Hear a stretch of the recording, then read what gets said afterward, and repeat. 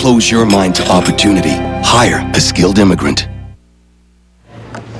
Hey, welcome back. You're watching CP24. This is EMS Week in Toronto, a time to highlight the incredible work of the emergency medical services. When someone calls 911, paramedics assess, treat, and transport the patient to hospital. Often those calls relate to water emergencies, particularly as we usher our way into spring and summer holidays. Joining us live right now is CP24's Karen Lieberman at the EMS station on Queens Quay. Got some demonstrations for us, and how timely is this, Karen? Absolutely timely, Anne, because we'd heard about a couple of incidents over the weekend. It is the first long weekend of the summer, and it's notorious for lots of people heading out on their boats and summer fun and water fun. And fortunately, I was just being told it's also notorious for the number of drownings. So we're trying to find ways of avoiding any incidents on the water, things that you should know when you head out on the boats this long weekend. Today is a little overcast. The sun's just peeking through right now, but still lots of boats on the water, and there will be lots more this afternoon. So I'm going to head over here right now, and I'm joined by Marine Units paramedic Paul Tarsitano. Good morning to you. Good morning.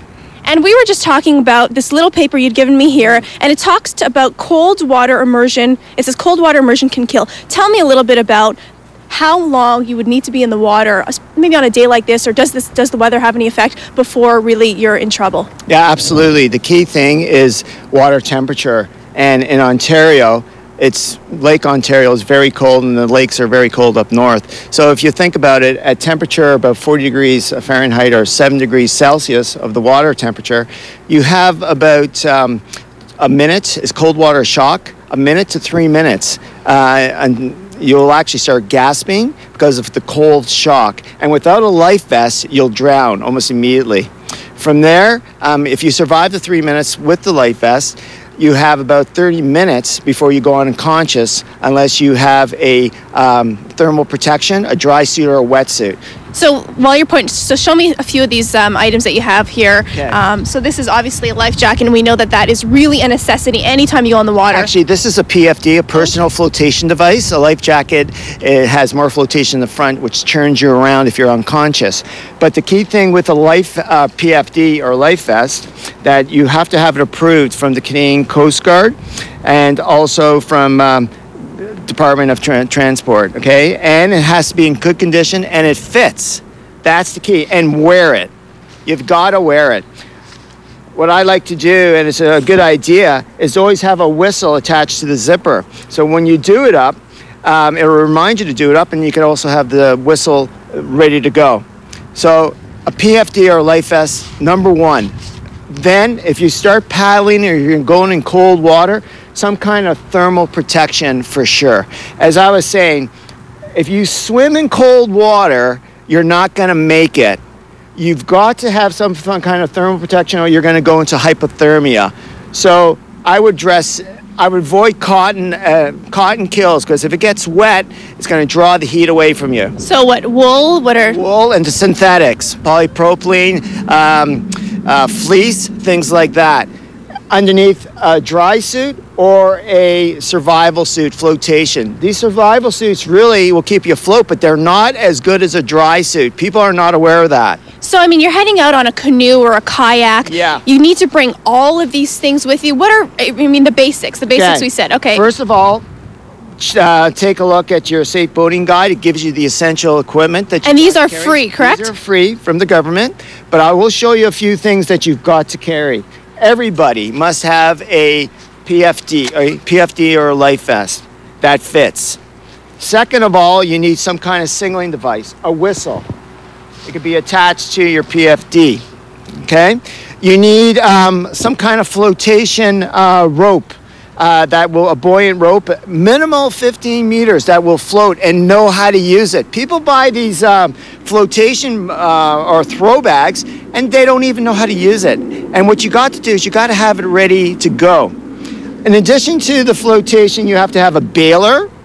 What is that? A bailer in case your canoe starts filling up with water, an anchor, and an oar, and a waterproof flashlight. Really good to have. Right. I mean, obviously, lots of people are going out in the evening. It gets dark really quick. Yeah.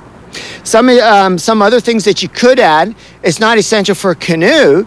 You could have some flares right here. Okay. Okay, a flare device. And if you're going to be paddling out in Georgian Bay, which I don't recommend to, you should be close to shore, but some kind of communication device if you are in trouble. These are mandatory for certain size boats. A VHF radio. A VHF radio, channel 16, is the emergency, will give you basically the emergency channel to Coast Guard or any other vessel around there. The difference between a VHF radio and a cell phone on the boat is this.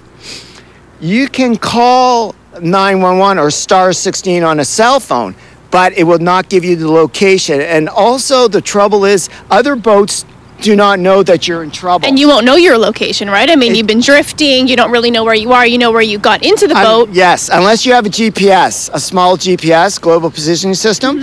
And I would really recommend if you're paddling also is to have a compass.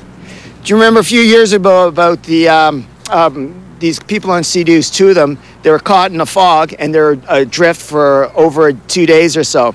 If they had a compass, they could have got the direction and headed back to shore. Okay. Okay. So, Paul, talk to me also about this weekend. You know, we know it's the first long weekend. Yes. Already, unfortunately, we've heard of an incident on Lake Wilcox.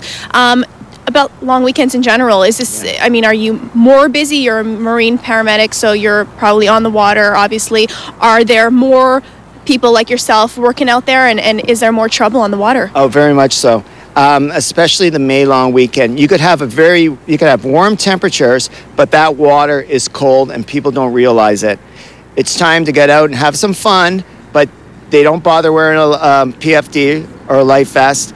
They get out in the water, they capsize, and that water is cold. And that's the killer, is the cold water. They're not used to that. And cold water shock will get you, as I was saying, a minute to 3 minutes, even up to 30 seconds. You hit that cold water, you're gasping, you inhale that water, it goes into the lungs, and you basically drown. Okay. So that is the key, is wear your PFD, don't wander too far away from shore, and have some kind of protective thermal clothing if you're going out. Thank you so much. And of course, maybe Kirk, you can just get a shot of the teddy bear, which is out with him every time he goes out. And it's really just a good little reminder that you need to be safe, especially on this long weekend, because lots of people will be on the water. So here are things that you should really keep in mind anytime you go out this weekend or any other weekend. For now, back to you, Ann. And don't drink and boat. That is for sure. Absolutely. All right, Karen, we'll see you soon. Thanks for that. Okay. You're watching CP24. Coming up in sports, a heartbreaking loss for Canada at the World Hockey Championship.